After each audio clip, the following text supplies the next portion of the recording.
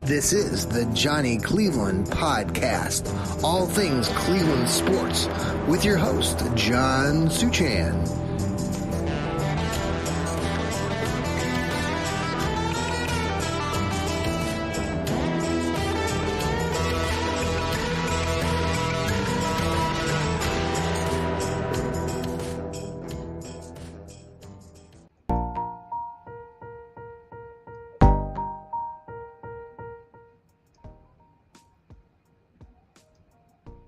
Well, good day. This is the Johnny Cleveland Podcast. Welcome back. We are part of the Fanatical Elves Network. I am your host, John Suchan, and we're just happy to have you along for the ride. We have been building our brand here on the new Fanatical Elves Network, part of Fans First Sports Network, and we're so happy that you're joining us. You are loyal Browns fans like myself and like all the contributors to our new network. We have a great group of guys that actually we were recording earlier with them. That includes Steve Gill, Elliot Cannell, and new addition Sam, all the way down there in Texas, joined us earlier. We also have BP from Pepper Pike, part of our crew. Rod out there in Dayton. He does the Browns Blitz. And then we have the left guard, Joel Cade. We appreciate all of their contributions, and we just are glad that you are part of this new podcasting network we have started up in the last month. We are, like I've said on many shows, we're building our brand, and we just appreciate you as loyal fans. We want to bring you our takes on how and what we think the Browns are doing, and our takes might be very similar to your takes, but you might disagree sometimes, and that's okay too. So welcome aboard. This is our Johnny Cleveland Podcast, and the Brownies have had a busy week. They had their drafting last weekend. We did about 8 or 9 hours of live coverage with that draft, and it was great. We were a little tired. I'm still recovering from that. But this week, the NFL is releasing their schedule. All of the teams are going to get their schedule on Thursday. There will probably be some leaks as to some games. Our plan here on the Fanatical Elves Network is to come on live before the main shows that come on the NFL Network and ESPN, and give you our instant reactions to those games. All of us, all of you, will be having some sort of reaction, and you'll probably be deciding what record the Browns are going to have after that schedule is released. Are they going to be 11-6? Are they going to be 12-5? Remember, we have a 17-game season. The Browns, part of their scheduling this year is they have 3 games on the West Coast. They go out to Seattle, they go play the Los Angeles Rams, and I believe they have a game out in Denver. I'll be anxious to see what the NFL does with that schedule, and do the Browns end up out there for a couple weeks in a row. I have a daughter, part of this podcast dating back even before part of our network. We did have the Johnny Cleveland Podcast out there in Seattle with my daughter Mariah and her boyfriend Matt. They were great contributors to our show a couple times there when we were out there doing some video taping. So, and also I want to give a shout out to Matt too. I've said this before on our show, but he has created our intro and our exit music for the Johnny Cleveland Podcast. Very talented young man. So very happy to have him contribute that way. So the Browns had like I said, a busy week. They had all their draft picks. They made 7. They had 8 draft picks to begin with, but they ended up going with 7. And in that group, I mean, they had a really good draft. Many of the NFL experts believe that the Browns really did well. Most experts are giving them A's and B's. Rob Bloom and his brother had a guest on last week on their Browns Blitz show, and that contributor, I think he's up there in Minnesota, works for a fantasy football group up there and some other things. That he gave the Browns an A minus. You think you could consider that the Browns didn't have a first or second round pick. You could look at Deshaun Watson as being that first round pick because we don't have any first round picks for a while. There was Elijah Moore that we drafted from the New York Jets. Oh, no, I'm sorry. We didn't draft him. We traded for him. He hasn't had a breakout year yet. He's played in the league 2 years now. And so, the idea that, what he can contribute, we just don't know yet. You look at his stat lines, he's had 400 yards catching a couple times, which is okay. Talking to some of my colleagues, on our network here, we're not all sold on Elijah Moore. Obviously, we think that this is going to be a good setup for him, and potentially it could be. But folks, we're Browns fans, and we know a little bit about heartache.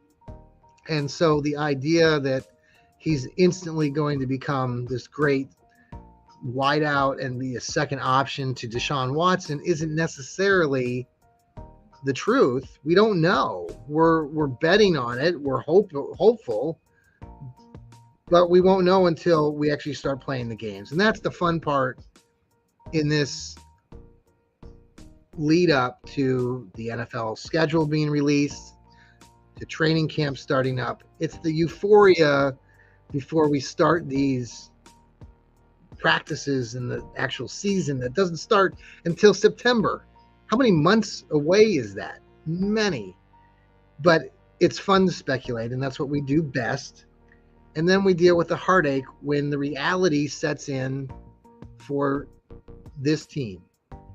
But, the fact is that you and I are some of the most loyal fans in the NFL, and Browns players, the organization knows that. And so continue to keep rooting and cheering on the team. So Elijah Moore, we're hopeful. Let's see what we get there. Now, what the Browns did do that surprised some folks is they took the best player probably on their board, which was another wide receiver in Cedric Tillman.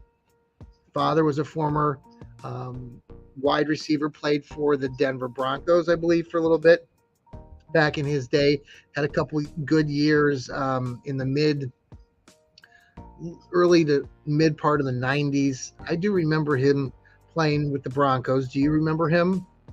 So big kid, 6'3", 220, plays the game like a basketball player, boxing out, all those things on the cornerback. So Browns added some real depth, some real height, physicality with that pick. They also then went on.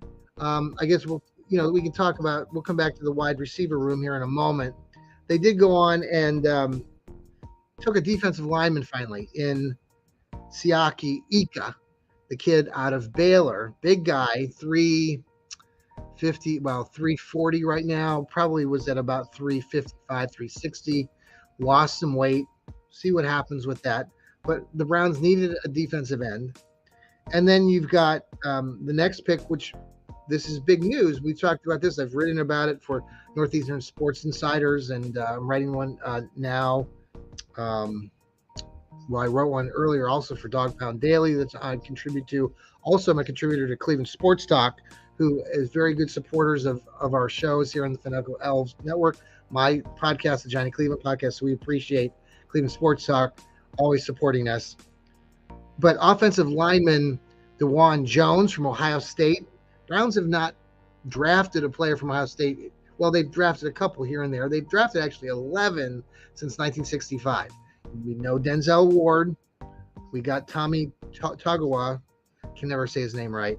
And now we got DeJuan Jones, but they didn't stop there. No, the Browns got a second Buckeye named Luke Weipler, who's our center. And so that's two Buckeyes, which hadn't happened in 58 years. I've talked about this in other shows. It wasn't since 1965, and then since then they've drafted 11. So it's a good progress. How the Browns have not recognized and invested more time in selecting players from Ohio State, it's just beyond the scope of understanding, right, Browns fans? I mean, we have been beating down the door saying, come on, draft these guys. Who's drafting the Buckeyes? Oh, let's see. The Steelers, the Ravens, the Bengals, every other team under the sun, the Cowboys, are drafting all the good Buckeyes. But the Browns, no, we didn't want to deal with that. So finally, maybe, just maybe, we're headed in the right direction. I mean, come on now. Ohio State's ranked number 1 every year, or number 3 or 4 every year. They're one of the best. They're an NFL like farm league. We all know that. So I'm glad to see that the Browns are maybe turning the corner there. This idea of the Browns always knowing better than everybody else. Well, look what it's got us. Not very far. And so I'm happy about that. You're probably happy about that. This kid, DeJuan Jones, my God, right? 385. The kid's ginormous. He's a giant. And the Browns haven't had somebody like that play on their offensive line for a long time. So you see what kind of pressure that puts on the rest of the guys that are more the veterans. And we know the offensive line has struggled with their injuries or staying away from injuries. So we'll see what happens. We're going to talk a little bit more about the rest of these draft picks, and then we're going to briefly look at the schedule again. And right now we got to pay the bills. So we will right back. This is the Johnny Cleveland podcast. We'll be right back, folks. Don't turn that dial. Pretty please. All right, we'll be right back.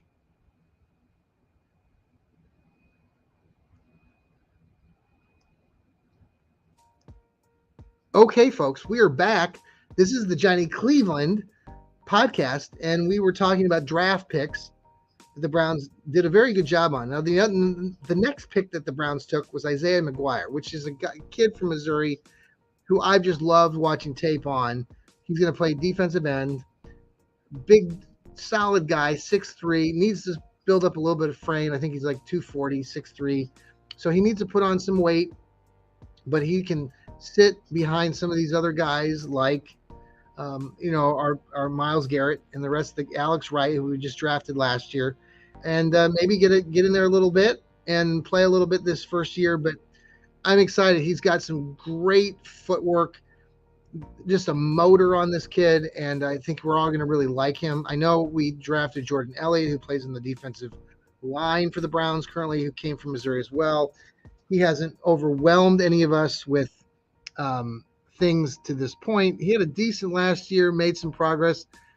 I don't know if Jordan Elliott will be on the cut list, but we can discuss that here in a moment.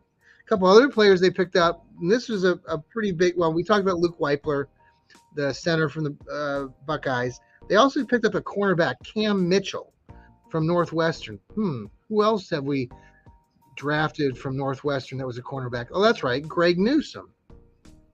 Greg Newsome kind of talked about, wanting to get traded out of Cleveland potentially, changed agents.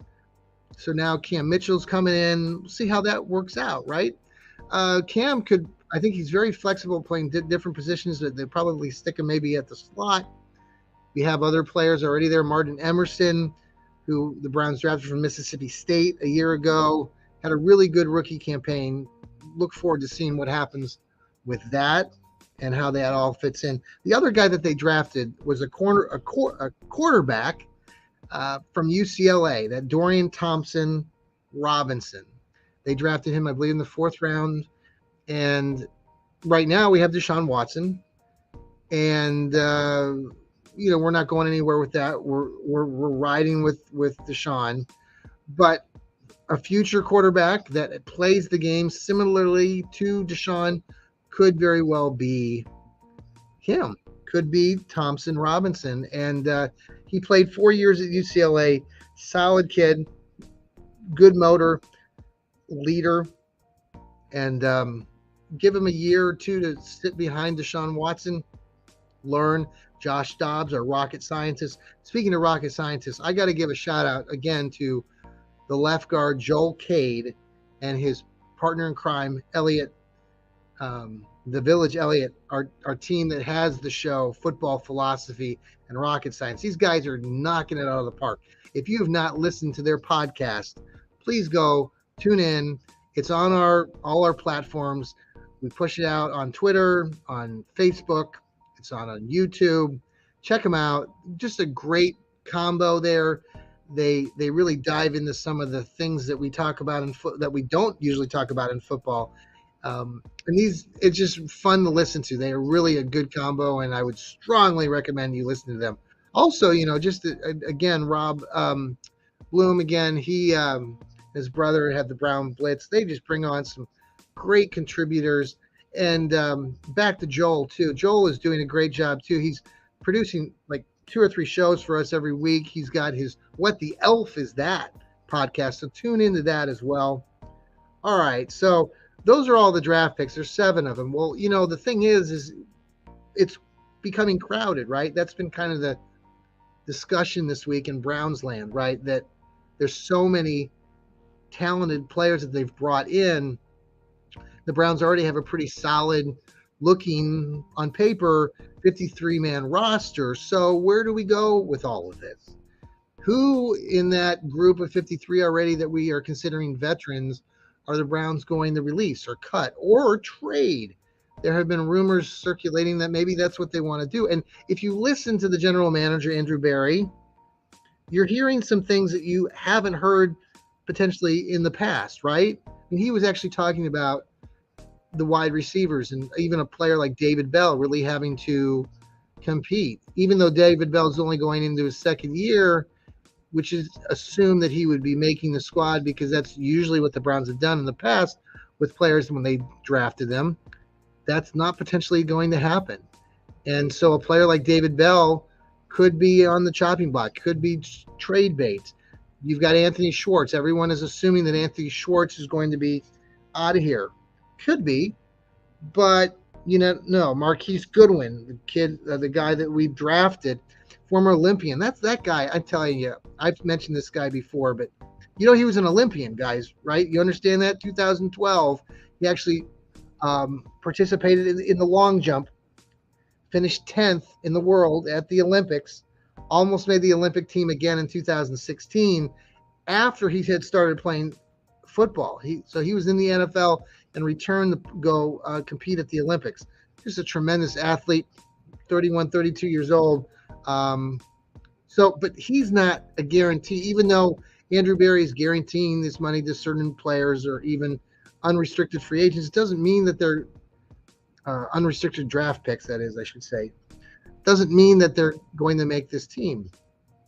Donovan Peoples-Jones, everyone is assuming that he's the number 2 or number 3 wide receiver.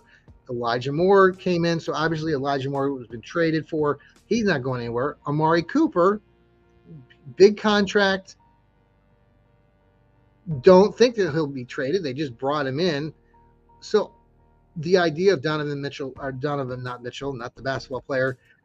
Peoples-Jones potentially being traded, that is not out of the realm of possibilities. So we got to see what happens. I think we're going to be surprised. I think there's going to be some things that happen between now and training camp that we're not expecting. And we're going to be talking about it here on the Johnny Cleveland podcast on the Fanatical Elves Network. And we'll bring you the latest. And that's what we like about this network. And we love communicating with you guys. We love the fact that you continue to support us, follow us, spread the word, folks. Spread the word about our Browns following here. So schedule is again coming out. Mentioned this just a moment ago, but we're going to be coming to you Thursday. The show will probably be on the Fanatical Elves show that we actually have that night. Come on a little early before the draft picks, or not the draft picks, before the selection of games comes out as far as the schedule. So we've got a lot more to come this week. So tune in. Again, we'll have our Johnny Cleveland podcast later this week to provide as much information as we can about anything that we find out as soon as we find out. And appreciate you following along again. Guys, I hope you have a good afternoon, good evening, good morning, wherever you're listening from. Again, this is the Johnny Cleveland podcast. We appreciate you. And I always end the show to remember too, that's right, keep smiling. Take care, everybody.